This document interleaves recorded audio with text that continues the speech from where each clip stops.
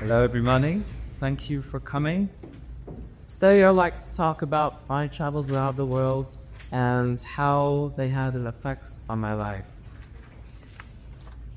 This past year, my family and I visited Portugal.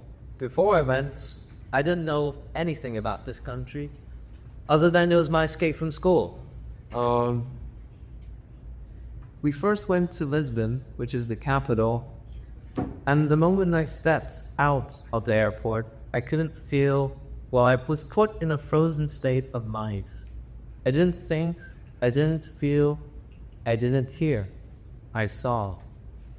I saw vibrantly colored buildings, as if when they were coloring these buildings, they didn't think, what color looks good on the building, but rather, what color hadn't they been done, or what they haven't colored yet. And each one of these buildings were each distinct, each proud, yet they came together in harmony. And they came together into a complete image like this. You can see how they all each complemented each other.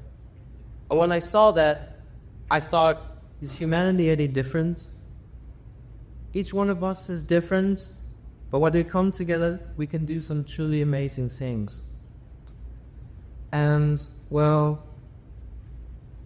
the third day, before that, I was walking through all these cities, and my admiration and awe echoed into the city, and the city answered back with its own sophisticated beauty, revealing a new part of my personality in front of me.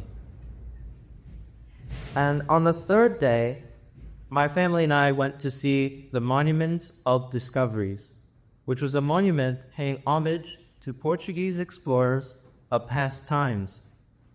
When we got there, my mom and sister went ahead to go see the monument while my dad and I were parking the car. And when we finally got the process done and were walking towards the monument, a guy yelled out. At first I thought it was some crazy guy just yelling, but then I realized he was yelling at us. I immediately got nervous. I wondered what this man could want. But then he interrupted me and simply said, "Hey, you are American?" He spoke like he was honored to meet us. And then he said, "You cannot park here. The police and the thieves will target your car because you're foreigners." I was confounded. I could not believe this extraordinary act of kindness. But that, without a second thought, he reached into his pocket and brought out a handful of coins, the little money he had, and he paid for the parking meter. I was even more confounded. And during the process of figuring out what just happened, it was crazy. And beyond nationalities, beyond past experiences, and beyond political views, this man reached out his hand and he offered us humanity. I never met this man before, and nor will I ever meet him again, but I will forever know him as a symbol of human compassion. The great thing about traveling the world is that each country offers a new lessons that it can teach you, either through its people or through its scenery, like here. Now that's inside the church.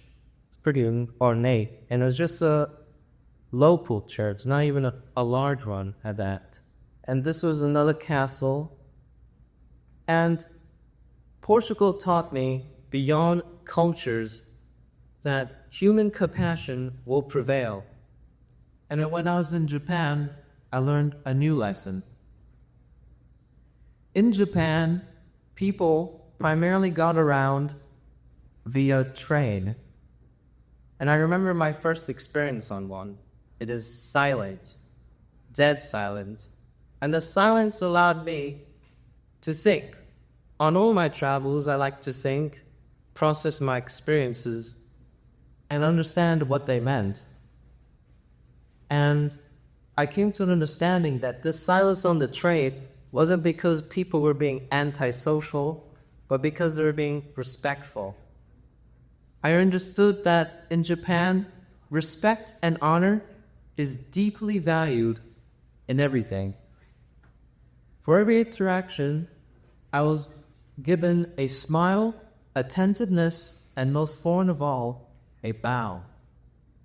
The deeper the bow, the deeper the respect. But this respect wasn't just polite gestures like a handshake or a how are you.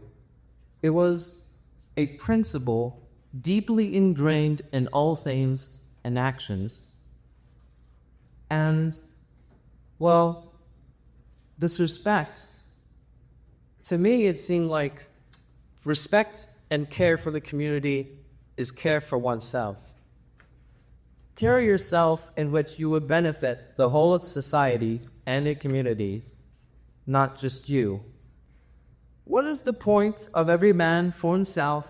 What is the point of being the best or the most successful? And in Japan, the same respect that lifted up the community can become an obligation. In Japan, the work culture is encompassed by two things: the salaryman and the boss.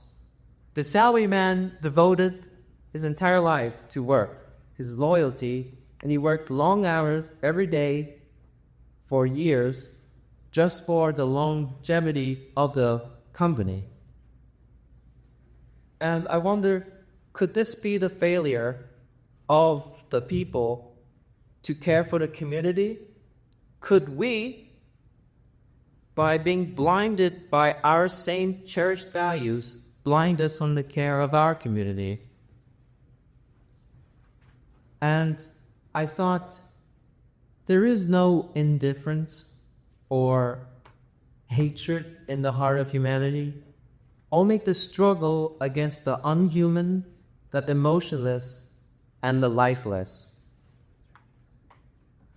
In 2017, I arrived in a new country. This country was as unique and different as all the other countries I went to, but I could sense the greatness that lay before me. In any place, you can find success, and you can strive to be the highest of achievements. Beyond the big cities in which itself were beacons of success, you will find another place that is full of nature. Me personally, I most loved nature of the country.